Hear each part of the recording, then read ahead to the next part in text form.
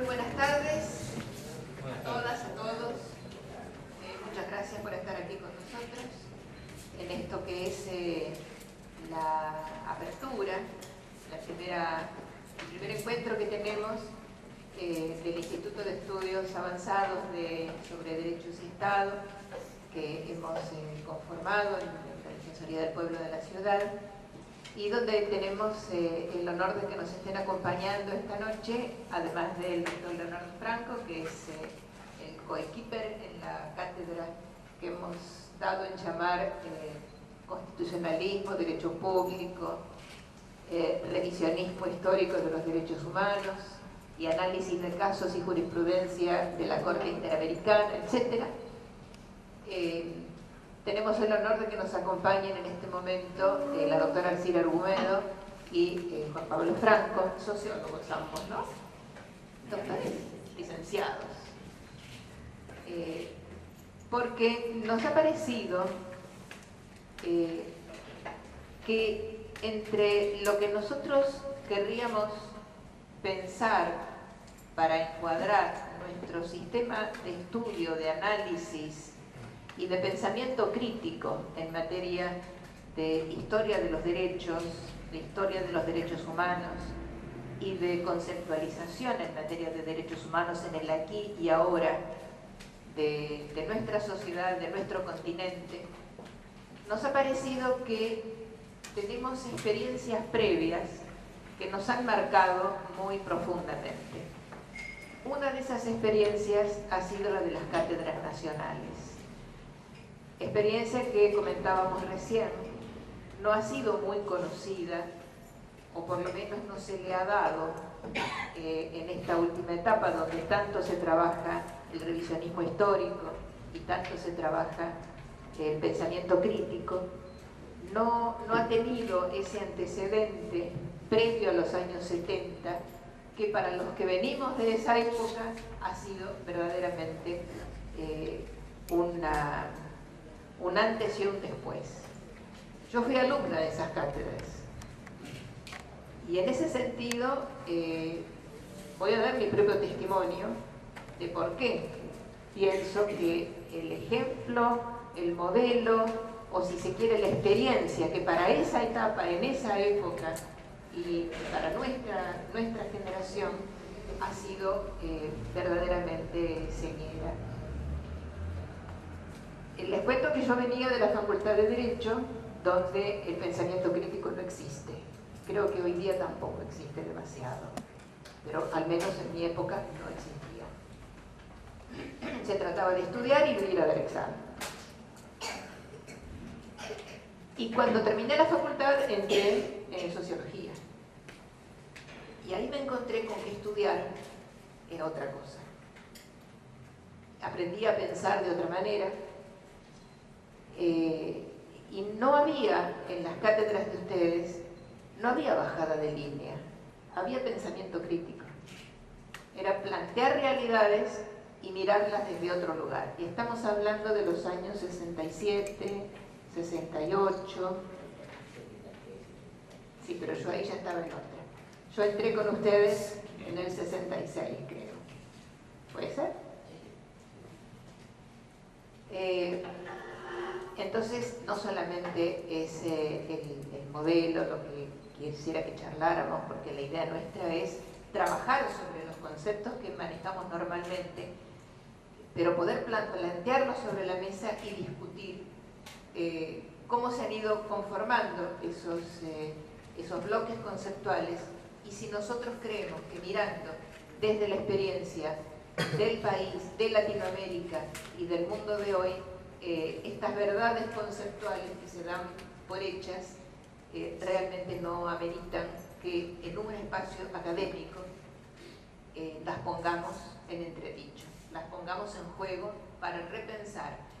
Y como siempre ocurre, repensando aparecen nuevas categorías, algunas uno las va corriendo a la banquina y otras nuevas se van conformando.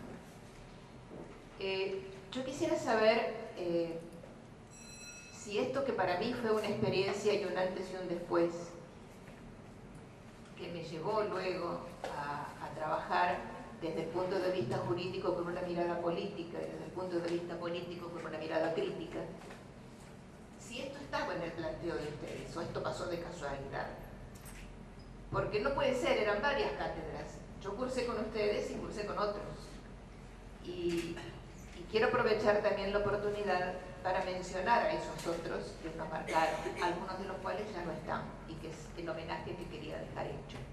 Particularmente a Roberto Carri, compañero verdaderamente importante en las cátedras nacionales, el compañero Gunnar Olson, que después estuvo también con nosotros en la Facultad de Derecho, el compañero Ernesto Villanueva, con el que seguimos estando juntos, que nos ha asesorado muchísimo en la conformación de este Instituto de Estudios Avanzados que estamos poniendo hoy a caminar. También a Jorge Carpio y a Susana Checas, y también a Gonzalo Cárdenas y también a Pepe Paradiso, que lo sigo viendo, y quizás algunos más que nos van a decir ustedes. Entonces, me traje a dos magnos docentes de esa época, que les voy a pedir que se retrotraigan en el tiempo, que estábamos en plenas dictaduras de Onganía y de Lanuse después, y que ustedes ya vislumbraban o empezaban a hacer un análisis crítico de esta realidad social, política, jurídica que nos habían enseñado en nuestras escuelas secundarias y en nuestra escolaridad formal. Así que, bueno, Arcila Argumedo, socióloga, Juan Pablo Franco, sociólogo, los dos con una larga experiencia en esto, los escuchamos con todo gusto. Siempre me toca que no me llamo Arcila Argumedo por claro, de toda la vida. No, si yo digo que hable José por un motivo, fui a buscar en el cajón de los recuerdos algunas cosas de esa época. Y había una revista que era de alguna manera una de las revistas que circulaba y que expresaba a las cátedras nacionales de alguna manera, que se llamaba Envido. Una revista de política y ciencias sociales. Y justamente en un número donde hay algunos de los nombres que vos no citaste y otros que citaste, estaba Rubén Drí, que sigue dando vueltas por ahí. Él escribía sobre pueblo y antipueblo. Los títulos le van a dar alguna idea de por dónde andaba esta gente.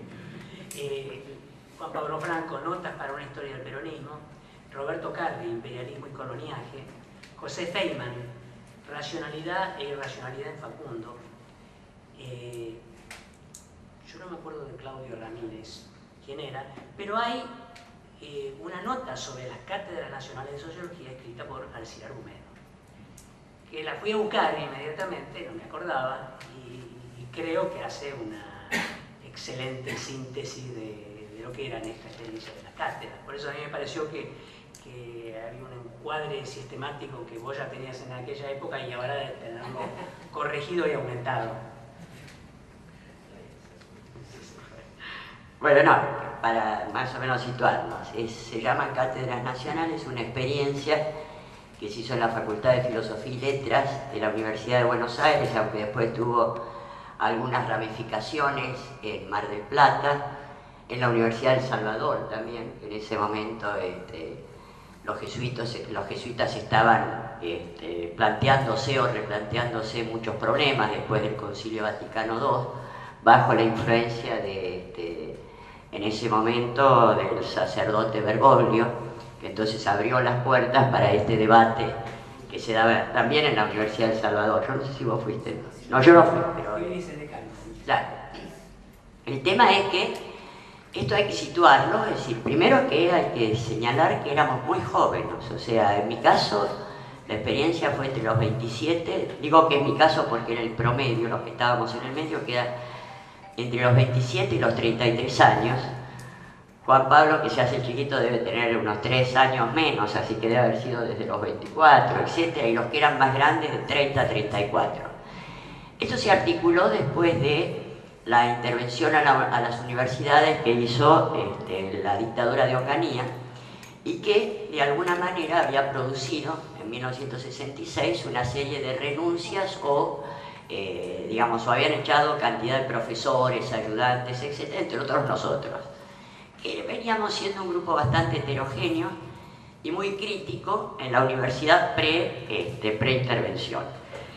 Eso, a su vez, el tema es que hay que enmarcarlo también en qué momento histórico a nivel internacional y a nivel del país se produce eso, ¿no? Hay que tener en cuenta que estamos hablando de un momento histórico en el cual se ha producido a partir de la Segunda Guerra lo que uno puede llamar la revolución del tercer mundo, es decir, por primera vez que después de 400 y tantos años de dominios coloniales y neocoloniales, 2/3 de la humanidad se levantan cuestionando los procesos de dominio imperial, colonial o neocolonial, en Asia, África y América Latina. No es Gandhi con la India, Mao Zedong con China, Sukarno con Indonesia, la revolución argelina, la revolución cubana, los levantamientos en Ghana, en distintos países africanos, etc. Y este movimiento del tercer mundo también fue acompañado de un profundo movimiento intelectual, una especie de movimiento de la ilustración que acompañó eso, con grandes pensadores que empezaban a cuestionarse o a dar su versión de la historia desde estos pueblos coloniales o neocoloniales, con los procesos de descolonización, las luchas de liberación nacional y social, los gobiernos populares en América Latina, digamos un momento de fuerte conmoción de estas naciones periféricas, donde había una serie de producciones intelectuales nuevas que íbamos conociendo a veces más o menos lejanamente. Yo después conocí a algunos más, pero digamos estaba un Frantz Fanon en Argelia, Mao Zedong en China, Ho Chi Minh, Kwame Nkrumah en el África, alguien que confesó que era peronista, después se lo puedo decir. Por ejemplo, ciertos, sobre todo en el África negra, una serie de intelectuales, como por ejemplo Cheikh Anta Diop, que en esos momentos demostraba en la Sorbona que después de haber hecho 5 doctorados, no digo esto para que se den una idea de la magnitud, 5 doctorados en la Sorbona, era un negro obviamente de Senegal, plantea en su 5ª tesis doctoral que en realidad la cultura del Alto Egipto era una cultura negra, o sea, la de Nefertiti, siglos XIII a.C. era negra. ¿Se imaginan? En la Sorbona de los años 50, que venga un negro a decirle que la cultura madre de la cultura griega, que es a su vez la madre de la cultura occidental, era negra, lo sacaron corriendo. Y él, que había estudiado y había hecho tesis en biología, en física atómica, en egiptología, en historia y demás, demuestra que a través de un análisis de las momias egipcias, efectivamente era una cultura negra. Y no solamente eso, sino que la raza humana como tal aparece en el continente negro. Y esto va a tener mucha influencia en el movimiento negro de los Estados Unidos, porque lo clave de esto es que este movimiento penetra hacia un movimiento inverso al que se había dado durante 4 siglos, que es penetrar en los países centrales, ¿no? Y esto va a tener que ver con, por ejemplo, el movimiento negro en Estados Unidos, todo el movimiento de la guerra contra Vietnam, etcétera, etcétera. En América Latina se estaba dando la teoría de la dependencia, estaban muchos otros como Darcy Ribeiro, Pablo González Casanova, es decir, que estaban buscando nuevos modos de interpretación desde una perspectiva centrada en América Latina, o al menos en estos pueblos del tercer mundo, ¿no? Eso, en el caso específicamente de la Argentina, se conjuga con el proceso de la resistencia peronista, que para muchos de nosotros fue de alguna manera un elemento de enriquecimiento muy fuerte al combinar la tarea universitaria académica con la militancia de base y con el gran aprendizaje que para muchos de nosotros significó la militancia con los sectores populares.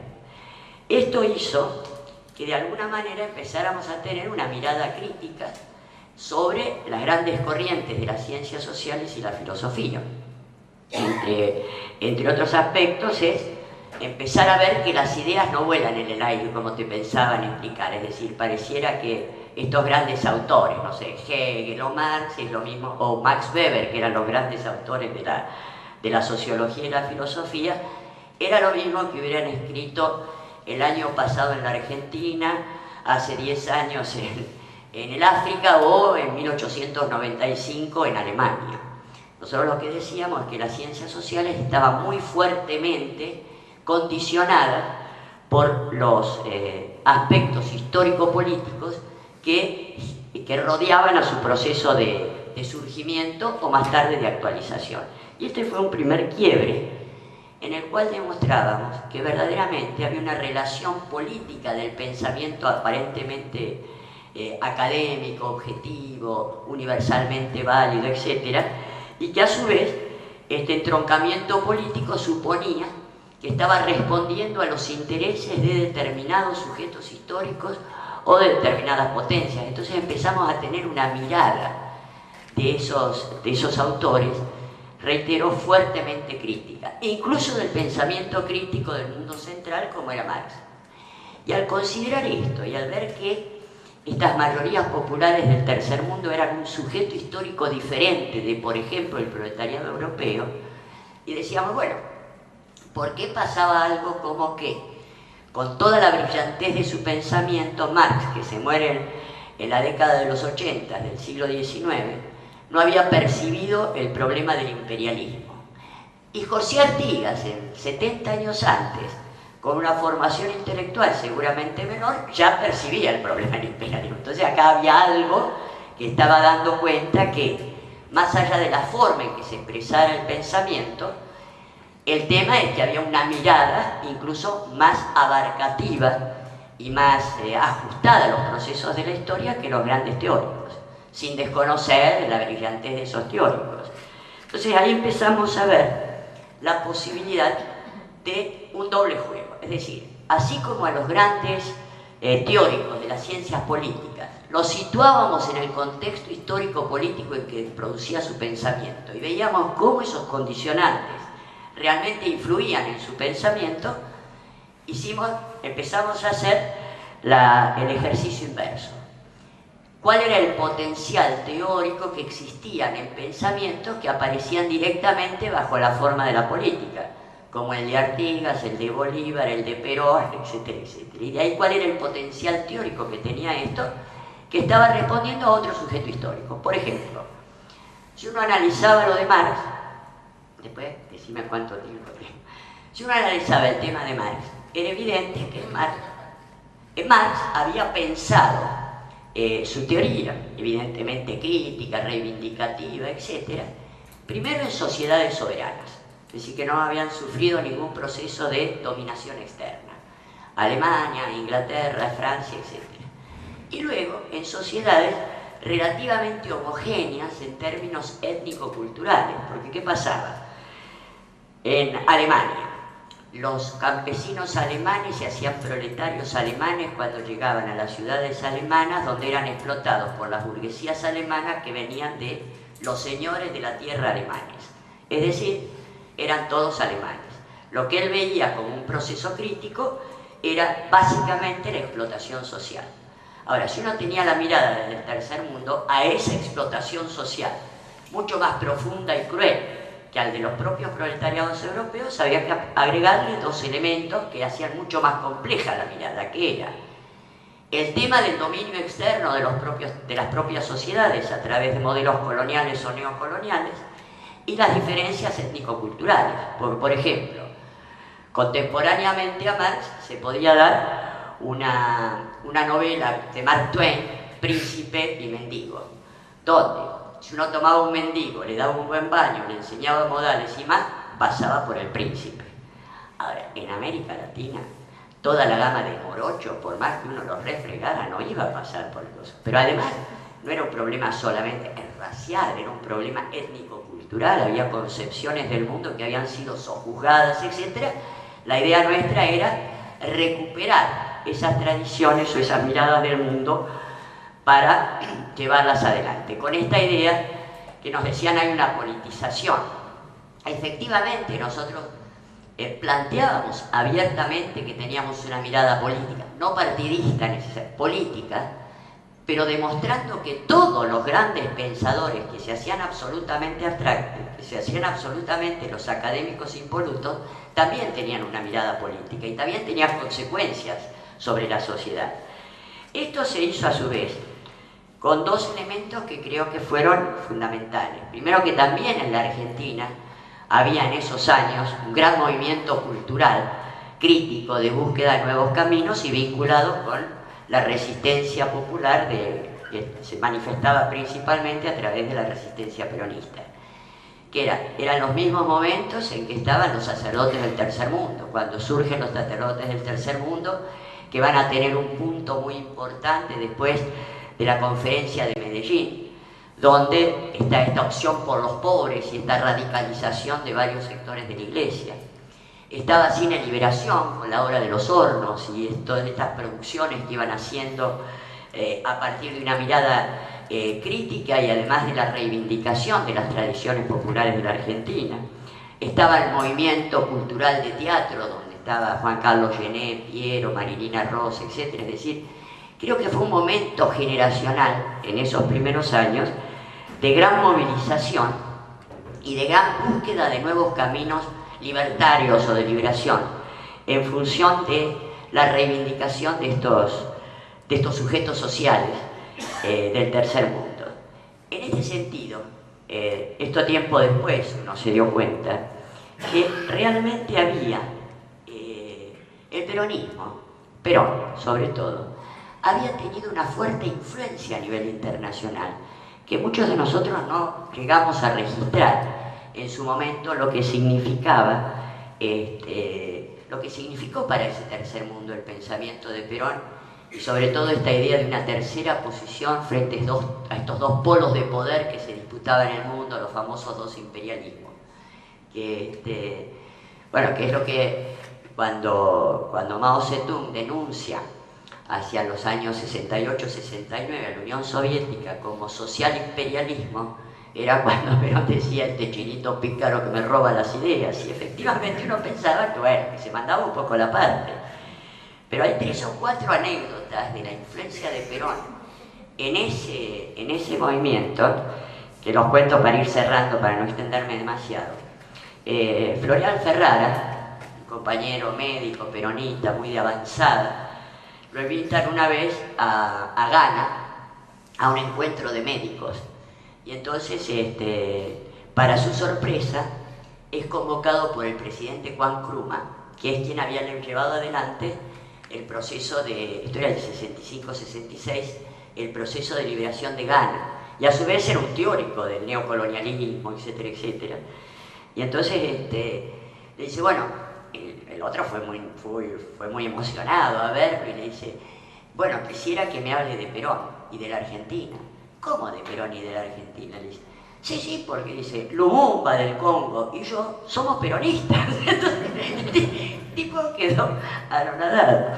Después, otra de las anécdotas es que cuando se produce la revolución islámica del Ayatollah Khomeini, a mí me llamó la atención que verdaderamente gran parte de la organización del movimiento se había dado a través de la distribución de cassettes que enviaba el Ayatollah Khomeini cuando estaba exiliado en París.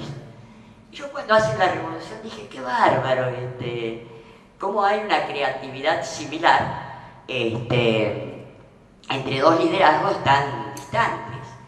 Y después leo en el libro de Perón, de Norberto Galasso, que en realidad se conocían Perón y el Ayatollah Khomeini. Cuando Perón iba a París lo visitaba el Ayatollah Khomeini, cuando el Ayatollah iba a Madrid lo visitaba a Perón, con lo cual él le debe haber pasado el método de la resistencia peronista de hacerlo atrás. Y después una graciosa, y acá cierro, tiempo antes, esto es el 48, y Perón en ese sentido, digo, la cuestión de la universidad a él le interesaba mucho porque él señalaba desde el exilio, ya en el exilio, que había tenido una muy mala política para la universidad y que él quería hacer una revolución nacional y necesitaba cuadros que fueran águilas, y los chicos que se formaban en la universidad se ponían en contra, y esto a él lo angustiaba mucho. Pero este problema ya lo tenía desde comienzos de su gobierno. Entonces, en el año 48, creo que tenía dos representantes dos peronistas en toda la universidad, decide impulsar una federación latinoamericana de estudiantes, de alguna manera para compensar la fuga, etcétera, que lo tenía en contra. Y esto se decide hacer en Colombia, que en realidad los 3 o 4 aliados del gobierno de Perón en ese momento eran Arbenz en Guatemala, el partido, no me acuerdo cómo es, demócrata creo que se llamaba en Cuba, y Jorge Eliezer Gaitán, que era del liberal, pero liberal popular, en Colombia. Entonces, promovidos por el peronismo, van los estudiantes, tienen una primera entrevista con Jorge Eliezer Gaitán, y al día siguiente, con tanta puntería, asesinan a Jorge Eliezer Gaitán y se arma lo que se llamó el Bogotazo, es decir, una insurrección brutal, una insurrección popular impresionante de protesta que fue muy brutalmente reprimida. Y los dos delegados de Cuba, que se habían metido en el lío, en ese momento tenían 22 años, estaban rodeados por la policía y logran comunicarse con la embajada argentina. Y la embajada argentina consigue enviarles un auto de la embajada, lo saca de la embajada, lo lleva a Cuba y le salva la vida. Como ustedes saben, la CIA tiende a dar a conocer a desclasificar sus documentos secretos 50 años después. Esto era 1948, por lo tanto 1998, esto es un trabajo de Pajarito García Luz, porque ningún otro podría haber detectado esto, que era cómo tenía la CIA registrado a esos dos estudiantes. Uno de ellos, Jorgito Pérez, no importa, el segundo, Castro Ruz, Fidel, dirigente estudiantil peronista de origen cubano. Bueno, tal como yo suponía, iba a ser impecable toda la contextualización que hizo Alcide. De modo que no, antes de abrir a las preguntas, yo quisiera solamente agregar algunas cosas más. Indudablemente las cátedras fueron emergentes de procesos exógenos a la universidad y endógenos a la universidad y a las ciencias sociales. Como nos gusta decir a los sociólogos, había una variable independiente y otra dependiente. Obviamente el proceso exógeno es el que tuvo el impacto más grande. Dice en esa historia que hace Alcira de las cátedras nacionales que todos los 50 años de la reforma universitaria no consiguieron los resultados que logró el golpe de Onganía en muy poco tiempo. Es decir, romper ese tabique que había entre la conciencia estudiantil, lo que ocurría en el pensamiento académico y lo que pasaba fuera en la sociedad. La noche de los bastones largos inaugura todo un proceso que tuvo como consecuencias no buscadas por el gobierno de Onganía, que por ejemplo, y esto tiene una vinculación bastante inmediata con las cátedras nacionales, una buena parte de los profesores en varias facultades, entre ellas la de Ciencias Sociales, hacen un gesto histórico y renuncian. Se van, creyendo que iban a producir un vaciamiento y las universidades y las carreras iban a dejar de funcionar. Hubo otra corriente de gente que en esa época éramos ayudantes, que decidimos que en realidad la universidad era un lugar a donde había que recuperarla para algo que estaba más allá de la indignación moral frente a lo que había hecho en la intervención la dictadura militar, la dicta blanda, todavía en aquella época, y comienzan a surgir esos primeros brotes, como puede ser la cátedra de Gonzalo Cárdenas, ¿qué otra cátedra había? Justino ya estaba, la cátedra de Justino Farrer, y donde empieza digamos, a los ponchazos, a formarse gente que dice, bueno, pero ¿por qué no aprovechamos este momento para decir adentro de la universidad las cosas que están pasando afuera? Comenzar a acercar a los estudiantes, comenzar a acercar nuestro pensamiento a lo que estaba ocurriendo en la sociedad real.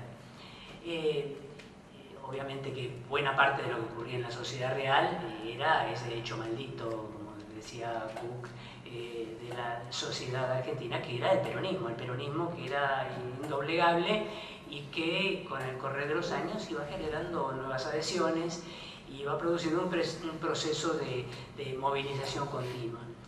En lo que hace a los factores endógenos, ella lo puntualizó bien, había todas esas corrientes de pensamiento tercermundistas que se estaban generando, en América Latina la teoría de la dependencia, pero también estaba alguien que después apuró bastante de esas teorías, como puede haber sido Cardoso, pero que escribió un libro clásico de Cardoso y Faleto, no me acuerdo el nombre ahora del libro, pero era uno de esos libros, Teoría de la Dependencia. Cuando comenzamos nosotros después de empezar a elaborar los primeros programas de esas cátedras que todavía no sabíamos que se iban a llamar cátedras nacionales, teníamos dos tareas. Una era cómo explicar internamente al peronismo, al estudiantado.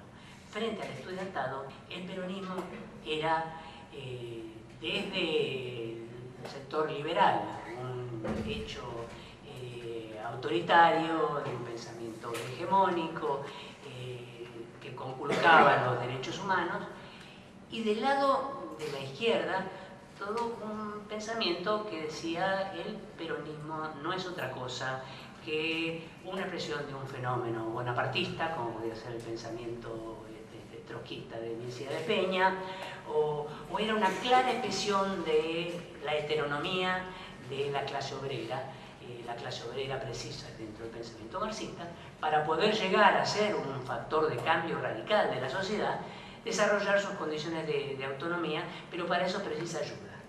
Y la ayuda iba a estar dada por el pensamiento de unas minorías ilustradas, fundamentalmente marxistas. Y en este sentido, parte de ese proceso de reconstrucción teórica que tratan de hacer las cátedras nacionales, pasaba por decir, bueno, ¿dónde están los criterios para interpretar lo que es el peronismo en la Argentina? Los criterios están dados por lo que fue el proceso que hizo el proletariado en Europa occidental, en su pasaje, en la construcción de la sociedad capitalista burguesa. Hay una necesidad de que el pensamiento pase por esa etapa en donde el peronismo, a lo sumo, en el caso de algún pensamiento, era una especie de etapa necesaria, o los criterios hay que encontrarlos en otro lado. ¿A dónde? Y posiblemente, decíamos, los criterios para interpretar los fenómenos históricos estaban dados por categorías que eran generadas en el propio proceso de autoconciencia de los sectores populares en la sociedad. Entonces había que estudiar cuáles eran esas categorías, cuáles eran esos criterios que habían estado generándose en las luchas populares y que podían ayudar a dar una mejor explicación de lo que era el peronismo. Yo diría que esto es parte de ese fenómeno que hicimos nosotros. ¿Quieres agregar algo de esto? No, sí que tener en cuenta que desde el peronismo que fue el punto de, digamos, el punto de ruptura que nos llevó a repensar esto, empezamos a tener un panorama más latinoamericano. Es decir, veíamos que había líneas de continuidad entre el pensamiento de Artigas, San Martín, Bolívar, Martí, etc. Entonces fue esa incorporación, porque eso tuvo dos líneas principales, ¿no? Algunas de las cátedras eran más de historia económica, crítica, ¿no? Y otras eran más de un intento de elaboración teórica, que yo creo que se pudo hacer siendo tan jóvenes, porque, bueno, a partir de Justino Farrell y Gonzalo Cárdenas, que supuestamente habían venido de la Universidad Católica en el marco de un conjunto de otros profesores para reemplazar a los que habían renunciado, a los que habían echado, nos abrió las puertas y permitió la entrada. Y esto hizo que hubo un pensamiento colectivo, porque había algunos que venían de la filosofía, ¿no? Como Gunnar y Norberto Wiener, que tenían una muy buena formación en filosofía. Gonzalo Cárdenas y otros de nosotros veníamos de una formación histórica, crítica, del revisionismo histórico. Otros de nosotros veníamos de la formación de sociología. Entonces, al hacer un pensamiento colectivo, se rompió ahí una de las grandes trampas que hay en las ciencias sociales, que es la parcialización del conocimiento, es decir, la antropología llega hasta acá, la historia llega hasta acá, y acá empieza la sociología, y acá empieza la ciencia política. Entonces no hay una mirada integral. Y el tema es que todo pensamiento crítico necesariamente es transdisciplinario. Y esto, al tener una buena formación, porque la verdad es que estudiábamos bastante, además de militar, el tema es que nos permitió a través de ese pensamiento colectivo encontrar las claves, que después cada uno lo fue desarrollando, algunos enfatizando más la parte histórica, otros enfatizando más la parte teórica. Esto a su vez en un proceso de movilización, porque digo, no éramos los académicos, de pronto se tomaba la facultad y venía la policía y nosotros hacíamos y se producían situaciones rarísimas. Yo recuerdo especialmente una del director de la Biblioteca Nacional, Horacio González, que solía ser de los que iban adelante, ¿no? Era uno de los que tenía coraje. Entonces habíamos toda la universidad, habíamos toda la facultad, y la facultad tenía una gran escalera que venía, y a diferencia de la etapa anterior, en que había autonomía, ahí entraba la policía. Entonces se produjo un hecho rarísimo, porque veníamos por la escalera a enfrentarnos con la policía y la vida, pórmelo, no sé qué, valientemente enfrentarnos con la policía, que la guardia de infantería con unos bastones de este porte. Y se produjo, no sé si te acordás, yo me acuerdo perfecto, cuando se va a producir el encuentro, el policía que dirigía a la fuerza represiva con su bastón, levanta el bastón, lo mira Horacio González y dice: ¿qué hace acá, González? Era compañero del secundario que habían hecho carreras absolutamente disímiles, y en ese momento, gracias al compañero del secundario Horacio González, nos salvamos de los palos. Pero digo, el tema es que había una cosa de movilización. Piensen también que estaba la CGT de los argentinos, o sea, había un momento de movilización en esos años muy importante, que también era un alimento para el proceso que estábamos realizando, ¿no? En ese sentido yo creo que no es que no se pueda pensar en otras condiciones, pero si a mí me preguntas, después viendo o ampliando los espacios de estudio e información, evidentemente fuimos una de las tantas expresiones de ese movimiento que acompañó la primera gran etapa de búsqueda de una superación de los modelos de subordinación, no solamente económico-social, sino además profundamente cultural, y sobre todo de sectores universitarios con una mirada eurocéntrica absolutamente naturalizada. Y yo creo que esto fue lo más importante que rompimos, ¿no? ¿Desde dónde volver a interpretar los procesos, mirar la historia, interpretar la historia y buscar caminos de superación, ¿no? Yo creo que eso sería más o menos la síntesis. No sé si han quedado huecos por ahí. Vamos a abrir. Hola.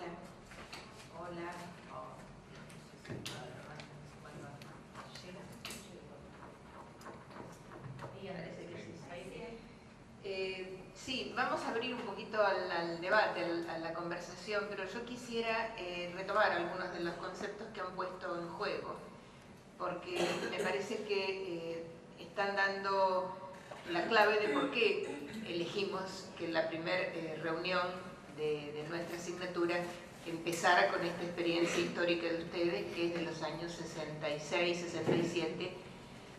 Yo digo el 70 porque en el 70 yo me corrí de lugar, pero creo que llegaron como hasta el 72, 73, después tomamos la universidad completa, pero eso fue otro cantar.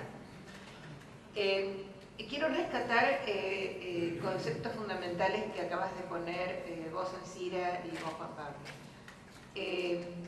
Las cuestiones ocurren en momentos históricos particulares y que en ese momento, en cada momento histórico, el pensamiento no vuela en el aire, creo que lo dijiste vos, las ideas no vuelan en el aire, los derechos humanos tampoco vuelan en el aire, pero se enseñan normalmente como si volaran en el aire, porque sigue habiendo en materia de derechos humanos mucho pensamiento eurocentrista, eurocéntrico. Y plantear que los momentos históricos son cruciales cuando uno piensa lo local, lo universal, lo regional y puede entramar las variables dependientes o independientes que se nos dan en el aquí y en el ahora, en este tiempo y en lo que aquí somos. Rescatando los conceptos fundamentales del tema derechos humanos, que son la vida, la dignidad, en un tiempo y en un espacio, que es, creo, la materia con la que nosotros seguramente vamos a trabajar. Hay también un momento histórico en nuestro país donde aparece la categoría de derechos humanos. No existía. En los 66 ni en los 67, cuando nosotros defendíamos presos, nos llamábamos defensores de presos políticos, gremiales y estudiantiles. No existían ni las palabras derechos humanos ni la idea de derechos humanos. En la Facultad de Derecho, dogmática por excelencia, se consideró derechos humanos durante mucho tiempo como parte del derecho internacional público, o sea, las convenciones. Además de que son los derechos del hombre, te ponen como el antecedente más importante de la historia, que es la historia de Europa, como si fuera la historia de Europa, la historia universal, la Carta de Juan Sin Tierra de 1215, poniéndole un límite al poder feudal. No se habla en ningún lugar de nuestro derecho, al menos de la enseñanza que se ha hecho para nosotros de derechos humanos, no se habla del primer gran genocidio que fue la colonización y la conquista. Al día de hoy se sigue enseñando la cuestión de los derechos humanos basándose o en Juan Sin Tierra o en el derecho ya positivizado de los derechos humanos o en la experiencia post-holocausto, post-acuerdo de Yalta, es decir, siempre con el eje europeo. Creo que estamos en una oportunidad, y afortunadamente no estamos en tiempos de dictadura, de replantearnos, de repensar críticamente qué se entiende por derechos humanos. Yo digo plantearlo, no quiero salir de un dogma para entrar en otros dogmas, quiero plantear qué entendemos hoy por derechos humanos, en este aquí, en esta hora, en este ahora, en este continente que nació a la primera globalización, nació desde un genocidio y que ese genocidio tiene sus reverberancias aún en las épocas actuales. Que no es lo mismo la historia contada desde el colonizador que desde el colonizado, y no es lo mismo la historia de los derechos humanos contada desde las universidades europeas, que insisten en becarnos argentinos todo el tiempo, al igual que las norteamericanas, para darnos una versión de los human rights o de los derechos humanos europeos, que es una versión que nosotros la vamos a tomar, pero la vamos a argentinizar, a latinoamericanizar. Es decir, hay que ponerle a eso que es útil, que sirve, porque también somos parte de Occidente y de esa cultura. Pero a eso le tenemos que poner la verdadera impronta, al menos la impronta intelectual de poder cuestionarnos las categorías de derechos humanos y quiénes son los sujetos proactivos. Porque parece que el sujeto proactivo solo es el más resistente.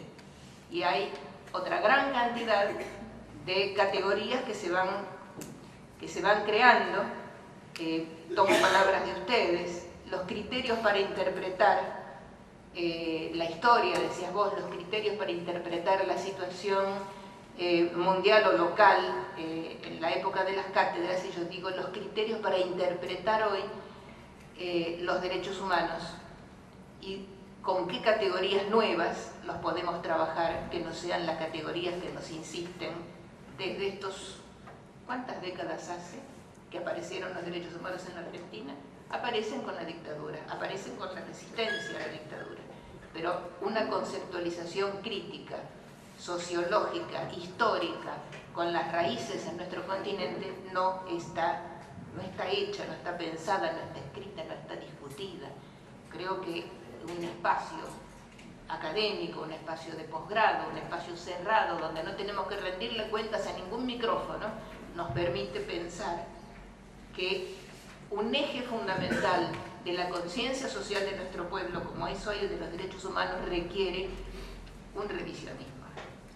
Y aprovechar incluso la oleada revisionista que tenemos, que en esa época era atípica, hoy no lo es porque ha crecido y porque está aceptada, aprovechar esa oleada revisionista para revisar también la conceptualización.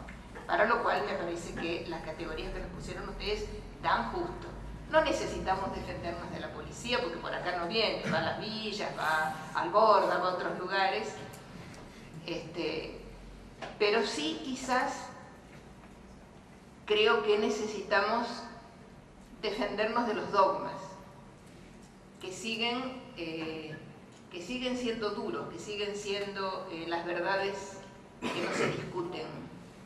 Y me da la impresión de que si nosotros queremos avanzar en algo que es tan vital para nuestra sociedad y para todos, y sobre todo para los más débiles, como es el tema de los derechos humanos, lo tenemos que empezar a mirar desde los valores y no tanto desde esta cuestión de los límites al poder, porque Juan Sin Tierra sí lo dijo y porque la Convención y los derechos del hombre, etcétera, sino leer un poquito más el debate de Fray Bartolomé de las Casas con Sepúlveda, y vamos a discutir entonces si derechos humanos en la lucha del ser humano por la dignidad, y eso se mantiene hoy con otros nombres, con otras diversidades, pero que el eje está en la vida, en la dignidad, en cada espacio, en cada tiempo, en cada posibilidad de crear. Esta es la idea sobre la cual vamos a querer trabajar, discutiendo situaciones, discutiendo casos, porque no podemos trabajar, no podemos cuestionar que los derechos humanos no se dan en el aire, sino que se dan también en lo real. Entonces, desde lo real vamos a discutir. Empecemos por discutir la colonización y la conquista, con todo lo que eso tiene mirado desde derechos humanos.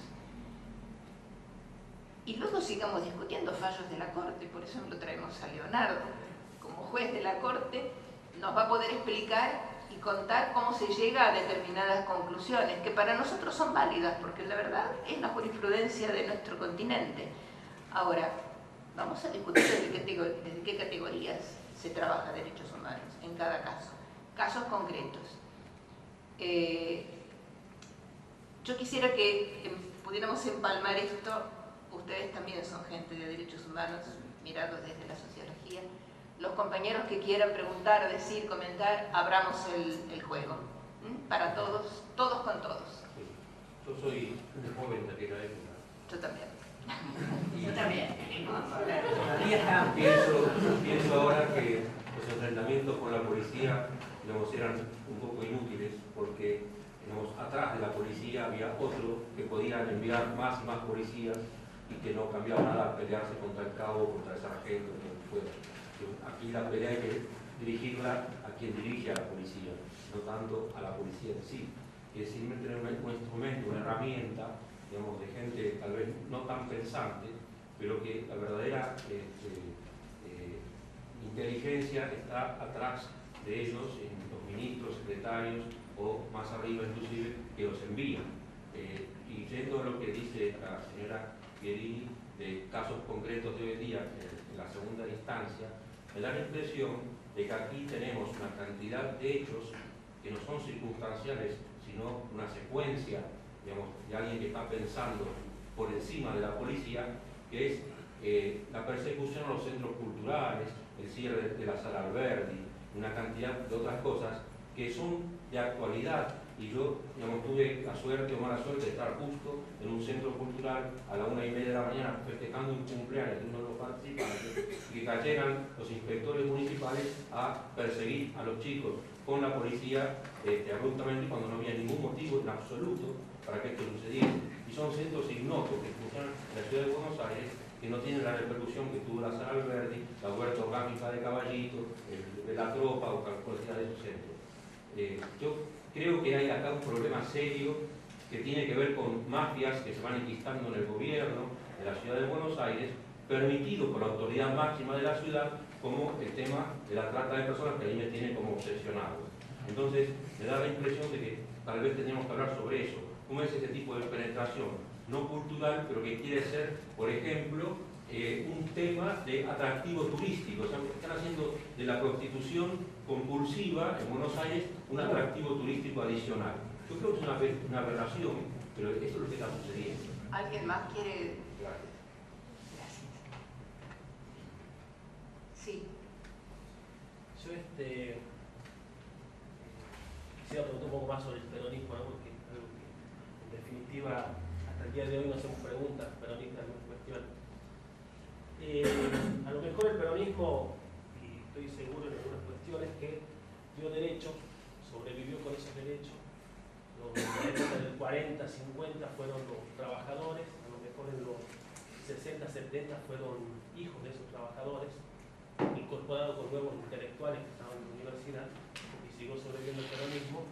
Y estamos hablando hoy, en la época de hoy, digamos, hijos de hijos que ahora son nietos que actualmente militan en el peronismo. Preguntarse por qué sobrevive tanto, no llamando a esto de una transferencia de conocimiento, sino por qué se acercan al peronismo, ¿no?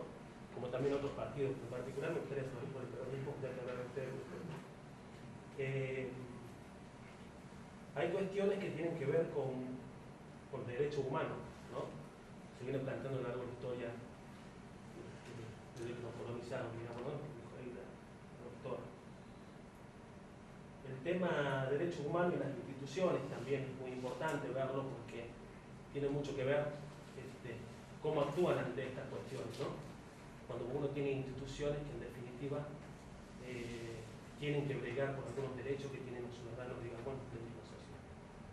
Serían dos preguntas, ¿no? Porque en el panel anterior hablaban sobre por qué llegan a la Defensoría del Pueblo. Es por un derecho, porque pasaron por varias instituciones y llegaron a la final de la Defensoría, es porque en definitiva algunas instituciones no están funcionando, ¿no? ¿Cómo? Para darle un derecho. Y después todo el peronismo, ¿por qué? Si ustedes me pueden dar algún indicio por qué el peronismo sigue y los jóvenes se siguen acercando al peronismo. ¿Hay alguien primero? Así.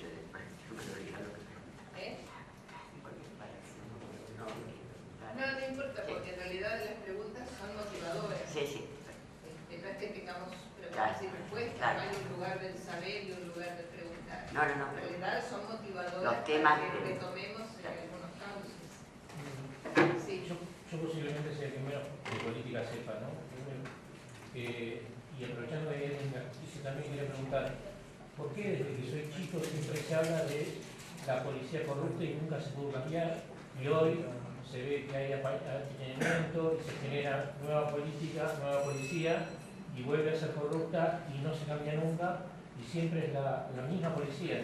Y como eran hijos de peronistas, bueno, son hijos de policía que agarraron los mismos medios, saben cómo ir a pedir o dónde pedir, y las paradas de autos, los trapitos y demás trabajan para los policías, y todo lo que son los negocios policiales, porque nunca se cambió. Bueno, yo tengo 42 años, pero desde que soy chico siempre fue igual. Sí, yo quisiera saber dentro de esta mística, que realmente escucharlo con atrapa, ¿qué falta por democratizar los procesos electorales? ¿Qué idea? ¿Qué queda pendiente para democratizar los procesos electorales? ¿Qué ideas tienen? ¿Qué pueden aportar? Hagamos. Empezamos con la Primero, una acotación a lo que se decía. El tema de los derechos humanos a nivel internacional supone definir quiénes son los seres humanos a los que corresponden esos derechos. Porque acá lo que hay que tener en cuenta es que si uno tiene una mirada histórica crítica y mira las partes oscuras de las buenas leyes o de las buenas teorías, y se encuentra que, por ejemplo, fíjate que 1948, ¿no? La Declaración de los Derechos del Hombre en las Naciones Unidas, donde, ¿quién firma? Firma Francia, reivindicando la gloria de la resistencia peronista contra la ocupación genocida nazi. Gran avance en la jurisprudencia internacional acerca de los derechos del hombre.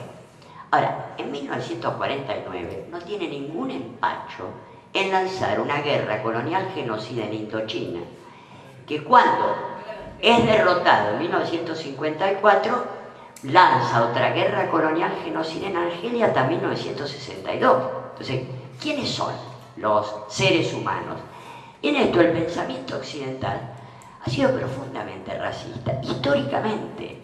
Por ejemplo, te ponen como modelo la Constitución norteamericana 1781, ¿no? Lo más avanzado en ese momento, efectivamente, los hombres son libres, iguales, propietarios, republicanos, representativos y federales, los hombres. Ahora, los negros son esclavos y a los indígenas hay que masacrarlos. Y esto dura hasta fechas tan cercanas como 1965. Digo, este pensamiento oculta sistemáticamente, lo que decía Alicia me parece correcto, oculta sistemáticamente el tema de que hay una parte de los seres humanos que no están siendo considerados seres humanos y que hoy se manifiesta a través de determinadas culturas mafiosas que están considerando que determinados seres humanos no son humanos. Por eso se permite la trata, se permite el trabajo esclavo, el tráfico de órganos. Claro, si uno toma a una persona te puede dar fácil 50, 100 mil dólares. Si vos calculás las dos córneas, el corazón, el hígado, los dos riñones y la médula, te haces unos buenos mangos. Digo, lo que quiero decir es que ese es el nivel de degradación que están alcanzando determinadas áreas. Dejemos de lado las aberraciones de la dictadura militar. Pero el tema es que se está imponiendo una cierta cultura de dominación y de degradación moral que trata de considerar que hay seres humanos que no son seres humanos o que no vale la pena considerarlos como tales. Y esto me parece que es un elemento fundamental, porque fue un gran debate con muchas paradojas. Por ejemplo, uno dice, fines del siglo XVIII, ¿cuál es el pensamiento más avanzado de Occidente? ¿La Revolución Francesa? No. La República Independiente de Haití, alcanzada en 1796 por los negros esclavos, que instauran la primera república democrática en serio, sin colonización, sin explotación y con abolición de la esclavitud, que eran los negros. Toussaint Louverture o Jean-Jacques Dessalines es el gran héroe de América Latina. Era un negro, el primer presidente republicano de una república independiente de América Latina es negro, era negro. Eso no se considera como una vergüenza, no sé si se entiende. Tipos de una gran formación, fueron los maestros militares de Bolívar y de Sucre. Bolívar era un intelectual, era un tipo bárbaro, pero a diferencia de San Martín, que desde chiquito había estado en el ejército, Bolívar tenía una muy buena formación intelectual, pero era lo mismo que Belgrano, lo habían puesto arriba de un caballo y lo mandaron a pelear. Y los primeros 2 o 3 años le dieron unas palizas fundamentales hasta que se refugia en Haití. Y es este ex esclavo negro, Alexander Pétion, presidente de Haití, el que le da no solamente formación militar, los tipos estaban chochos, lo habían derrotado a Napoleón. La Revolución Francesa le manda 60.000 hombres con el general Leclerc, y la primer derrota que tiene Napoleón en su historia es en la isla de Haití en manos de los ex esclavos. ¿Por qué? Porque le hicieron le hicieron, a diferencia de la estrategia fundamental, que eran esos ejércitos que iban uno enfrentándose al otro tirándose tiros, hicieron guerra de guerrillas y derrotaron al ejército napoleónico de 60.000 personas. Pero eso no figura en la historia. Lo que quiero decir es que hay un tema fundamental, que es el desprecio hacia aquello que Fanon llamaba los condenados de la tierra, que siguen, sí, todavía se dice rubio y de ojos azules y parece que fuera un mérito fantástico. Digo, este elemento es un aspecto. Y en ese sentido yo creo que vos decís lo del peronismo. Yo creo que el peronismo que también hay que diferenciarlo como concepción de lo que haga el PJ, digamos, que es otra cosa. El Partido Justicialista es otra cosa que la concepción del peronismo. Es más, el Partido PJ pudo haber hecho en los años 90 la política exactamente de un espejo invertido de la que era la concepción de Perón, pero no vamos a entrar en ese tema. Yo creo que la clave de la persistencia del peronismo no fue que dio derechos, dio dignidad. Yo creo que este valor de reconocimiento de la dignidad y la autoestima es clave y ha sido uno de los factores. Es el eje, porque esto ya lo decía Simón Rodríguez, el maestro de Bolívar, y él decía que la clave de un proceso de aprendizaje o de perfeccionamiento de los seres humanos era el reconocimiento de la dignidad o de la autoestima. Y esto vale para la enseñanza de los chicos del jardín de infantes hasta la universidad o para la recuperación de un pueblo, y yo creo que esa fue la clave. Simón Rodríguez decía, a quien se le quitarle a un hombre su autoestima, su amor propio, su dignidad, querer perfeccionar un hombre a quien se le ha quitado la autoestima y la dignidad es lo mismo que querer blanquear a un negro raspándole el pellejo. Mejor desuéllelo de una vez. O sea, la máxima agresión y, te diría, inmovilidad de una persona es cuando le quitas la dignidad y la autoestima. Y esta es la clave del peronismo. Porque podían o no tener los derechos, no los derechos. Realmente no era un problema material, era un problema de reconocimiento de la dignidad. Creo que eso es un factor fundamental del tema de los derechos humanos. Y un factor fundamental de esto que hacíamos en las cátedras nacionales, que era el reconocimiento de la dignidad y del potencial de saberes y de ideas que tenían los más desarrapados entre los desarrapados. Digamos, que se consideraba, no, era civilización o barbarie, no. Frente a eso, lo que planteábamos realmente es que había mucha sabiduría, mucho potencial de saberes, de conocimientos, de miradas del mundo, etcétera, que después se podían sistematizar, pero las claves estaban dadas ahí. Y eso yo creo que es uno de los factores a tener en cuenta. Desmitificar en el campo de los derechos humanos esta idea de los centros de poder occidental que fueron profundamente racistas y profundamente selectivos alrededor de quienes eran humanos. Ojo, que esto ya venía de la definición propia de la conquista.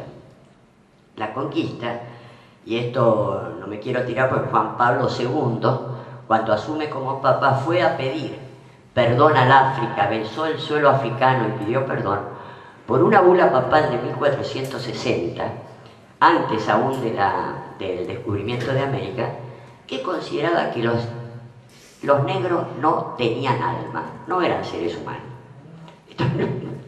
Y a su vez, los indígenas sí tenían alma y podían ser evangelizados, pero eran amentes, sin mente, faltos de razón, un poco tarados.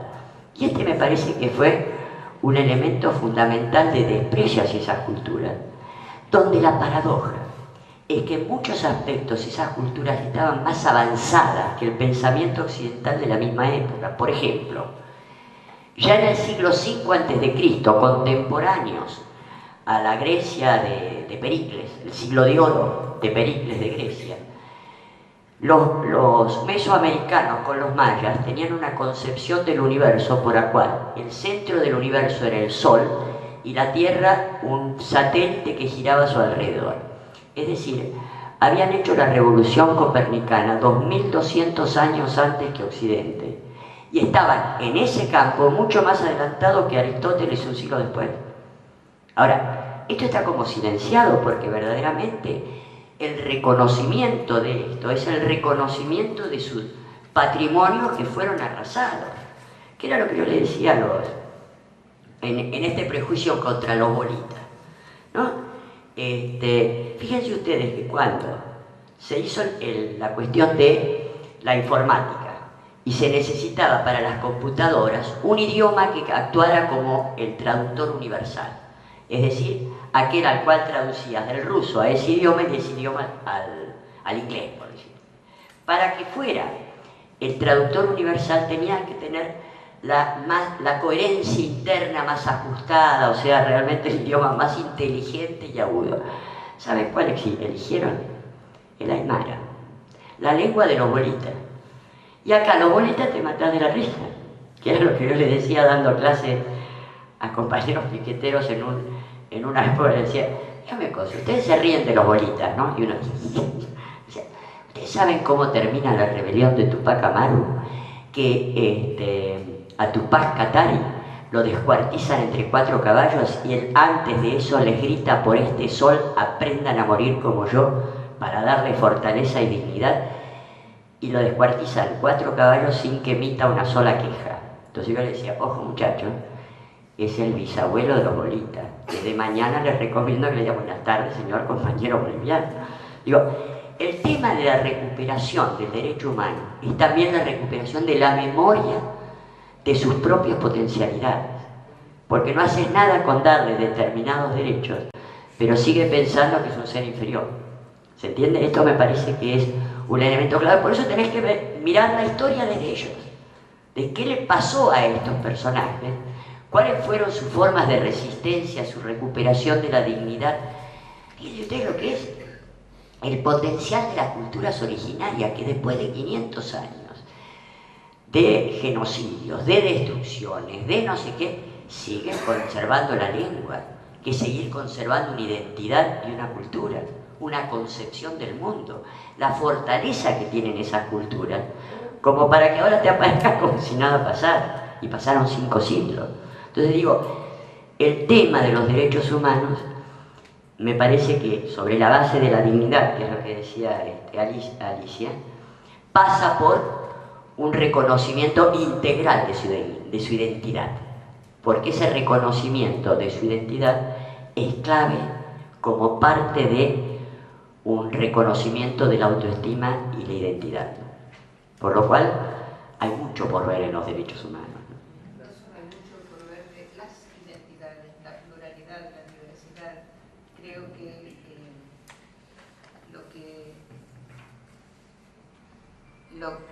lo que me parece que está en juego es preguntarnos sobre el remanido concepto de la universalidad de los derechos humanos, generados desde un espacio de poder universal, pero como poder, como ha sido en la Europa central, y que nos ponen como si fuera nuestra historia, la historia de los griegos, de los romanos, de los egipcios, y no se estudia la historia de este continente.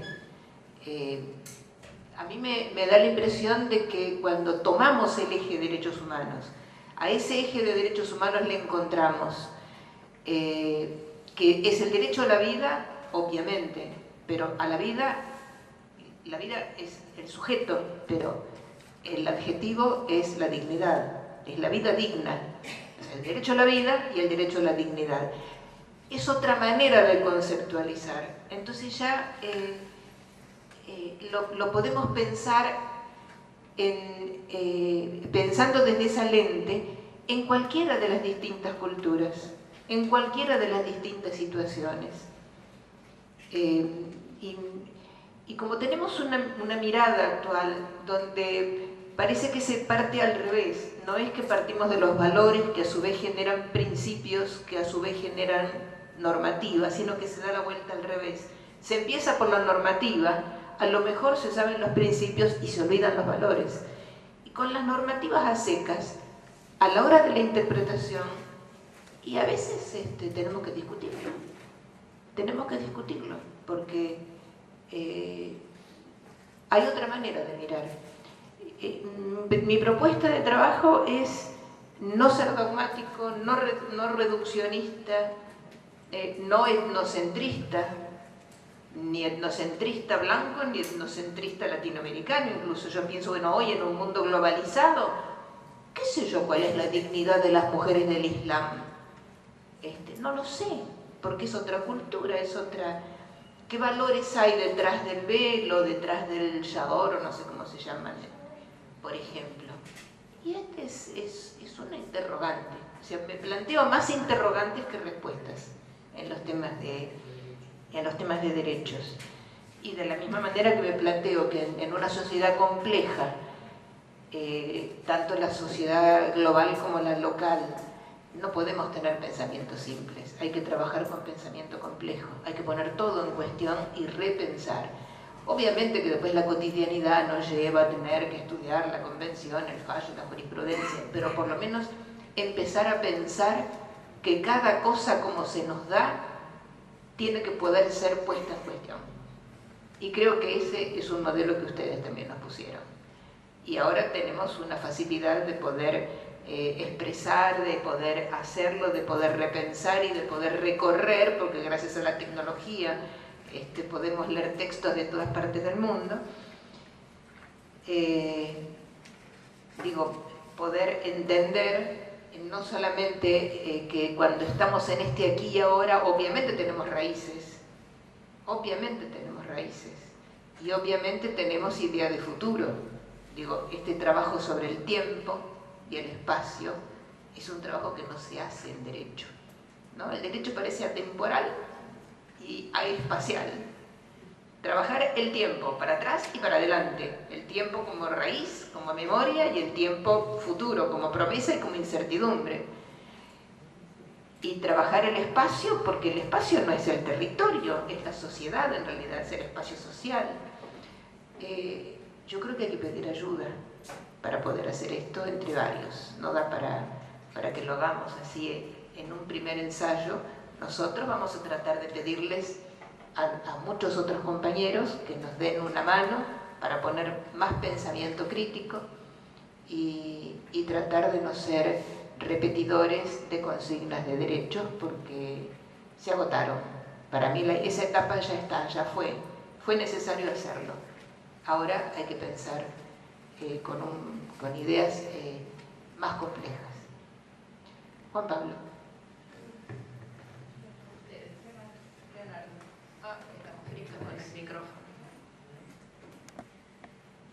Los problemas más presentes de los derechos humanos, que sí son problemas y sí son del día de hoy, y que no hemos encontrado la vuelta de examinarlo. Por ejemplo, el problema de la trata que hablaba el compañero. ¿Cómo puede ser que todavía tengamos casos de trata que no han sido elucidados? Eso me parece que es una ofensa tan grave como la situación de los desaparecidos hace unos años. Y creo que son esos los desafíos que tenemos que dedicarnos rápidamente. Sí, las nuevas esclavitudes. Sí, hay una pregunta ahí. Sí.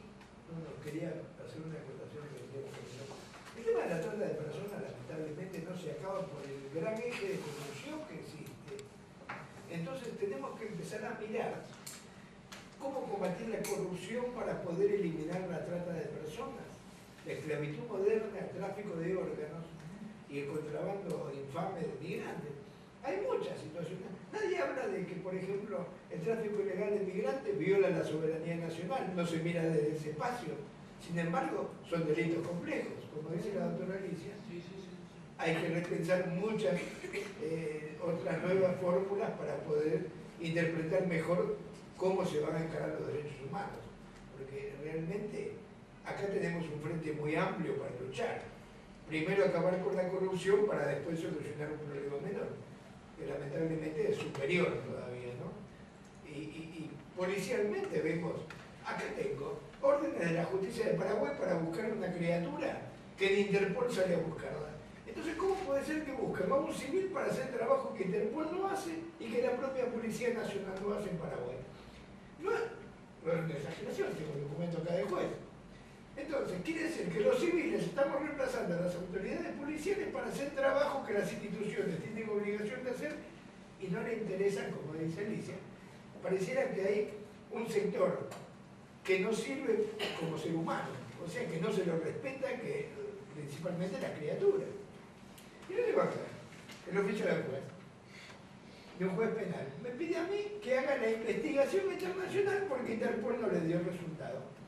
Entonces, ¿cómo podemos entender que nosotros, ciudadanos, tenemos que hacer trabajo del Estado que no cumple con su función? Y para lo cual, a través de los cánones impositivos, estamos manteniendo organizaciones que no están dando resultados más que reprimir. Ese es no sé, me parece que tenemos que amplificar un poco el pensamiento del derecho humano porque parece que hay un sector de la sociedad que no vale nada y otro que vale mucho.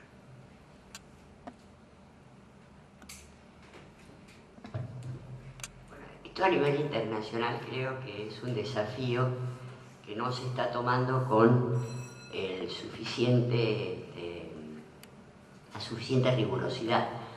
Y es que acá, a partir de los años 80, hubo un acelerado despliegue de la llamada revolución científico-técnica, que cerró el ciclo de la revolución industrial, ¿no? Y tiene estas nuevas tecnologías, robots, computadoras, redes internet, etcétera, que cortaron, son un salto cualitativo frente a la máquina de escribir y ese tipo de cosas. El tema es que estas tecnologías en todas las zonas se consideran invasoras, es decir, penetran en todas las áreas de la actividad social.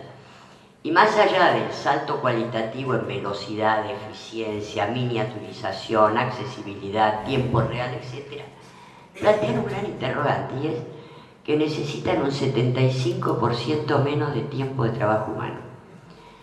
El tema es que esto ya sucedió a la segunda mitad del siglo XIX en Europa, precisamente cuando empieza la revolución industrial, con los talleres mecánicos, la máquina a vapor y demás, se producen estas tecnologías, también ahorraban tiempo de trabajo humano. Y en esos años, las últimas décadas del siglo XIX en Europa y en Estados Unidos, pero sobre todo en Europa, se produce lo que se llama la reconversión tecnológica salvaje. Se introducen tecnologías que ahorran mano de obra y se echa gente.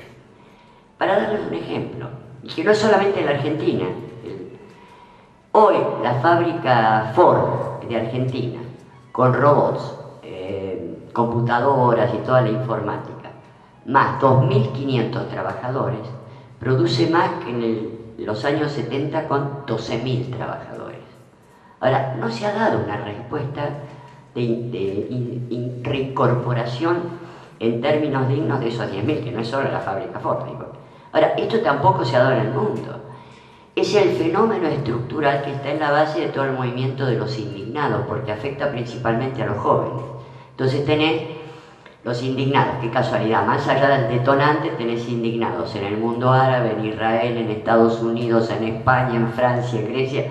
Hay algo que está por debajo, y es el que vuelve altamente peligrosa, que es esta gestación de una población sobrante absoluta, que en la lógica de la globalización y en la lógica de la dinámica del actual sistema no pueden ser incorporadas, no sirven como mano de obra barata ni como consumidores, y lo único para lo que sirven es que para los que están ocupados puedan tener una sobreexplotación con más horas de trabajo.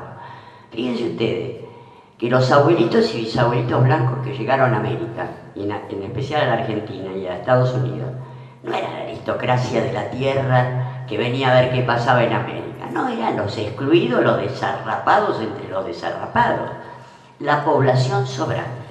Lo más peligroso a nivel mundial, en América Latina y en Argentina, no es un fenómeno, reitero, solamente de Argentina, es que es una masa de población sobrante que, entre 1845 y 1945, España se saca de encima más de 100 millones de personas de población sobrante a través de la migración y otros 50 millones más a través de las guerras mundiales. Recién en 1945 al 73 se logran procesos de integración, porque la otra forma de ahorrar tiempo de trabajo humano y no echar gente es bajar la jornada laboral.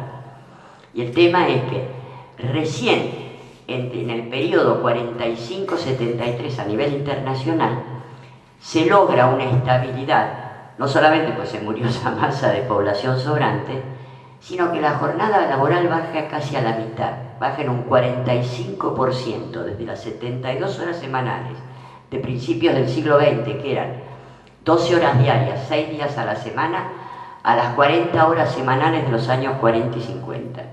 Y fue además el periodo de crecimiento más alto y sostenido de la historia del capitalismo y del socialismo. Estos son los fenómenos que se están manifestando. Por una parte, el desafío de buscar estas nuevas formas de reinserción a través de una disminución de la jornada laboral. Digo, es complejo, pero esto es un desafío. La otra alternativa es que se ha creado a nivel mundial una masa de población sobrante que ronda los 2.000 millones de personas en el mundo, que son estos nuevos bárbaros, con todo mi afecto, que atacan a los países centrales, a las ciudades, etcétera, etcétera, porque están en condiciones de o atacan o se mueren. Son los migrantes que llegan a Europa para tratar de sobrevivir, etcétera, etcétera. O sea, es un fenómeno que hay que tenerlo en cuenta, porque efectivamente se da que la existencia de una masa de población sobrante tiende a que las clases, digamos, insertas, por no decir privilegiadas, porque no todas pueden ser privilegiadas, los empiezan a ver como una barbarie amenazante. Y esto hay que incluirlo como seres humanos. Por lo tanto, hay desafíos muy grandes alrededor de esta problemática, reitero, a nivel internacional. Porque las migraciones, fíjense ustedes que durante 5 siglos la orientación de las migraciones siempre fue norte-sur. Desde los años 70 empezó a ser sur-norte. Entonces es como que las sociedades del norte se están feudalizando, pero también las ciudades nuestras se están feudalizando en los barrios ricos y demás, sobre la base de uno de los elementos es la inseguridad. Esto alimenta la inseguridad. ¿Por qué la Argentina era una sociedad absolutamente segura hasta los años 70? Y tenía un 3% de pobreza y un 3% histórico de desocupación. Yo recuerdo haber militado en los barrios del Gran Buenos Aires volviendo a las 11 de la noche, y no solo nunca te pasó nada, sino que ni se te pasaba por la cabeza que te podía pasar algo. Pero si vos estás manejando una población sobrante donde el mensaje es tu vida vale poco, o no vale para nada, si mi vida no vale para nada, la de nadie vale para nada.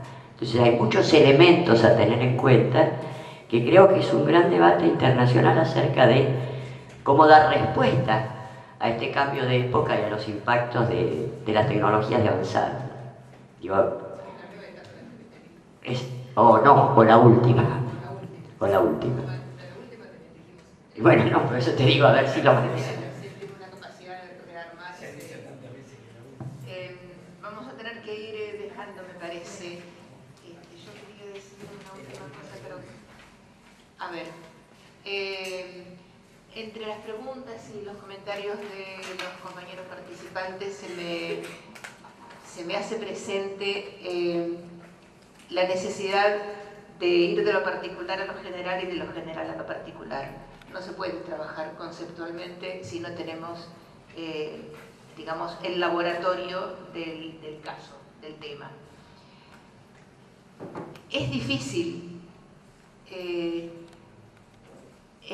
incluso para nosotros que trabajamos derechos humanos en esta institución, estar siempre saltando, como me toca hacerlo, interpretar el caso según conceptualmente y luego del concepto volver al caso para ver cómo se lo maneja, cómo se lo estructura, qué cauce uno le puede ofrecer al tema. Yo no le puedo pedir a un médico de guardia que sepa salud pública.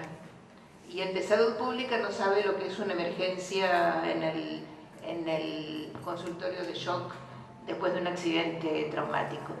Es difícil del caso al tema y del tema al caso. Algunas cosas sí las podemos trabajar. Trata, por ejemplo, lo tenemos estudiado. Lo tenemos trabajado desde lo conceptual del sistema económico mundial hasta hasta lo concreto de lo que tenemos acá, porque acá hacemos los juicios en el sistema federal de defensa de los explotados en los talleres clandestinos, por ejemplo.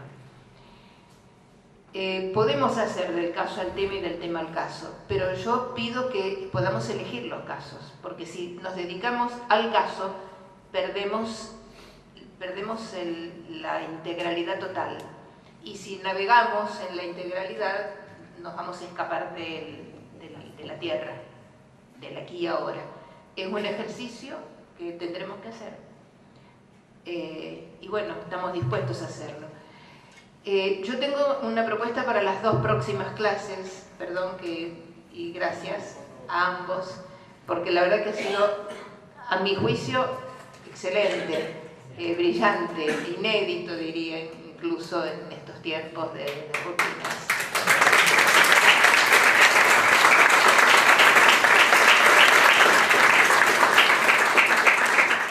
Tenemos 2 clases hasta las vacaciones de invierno y luego creo que en total son 10 encuentros.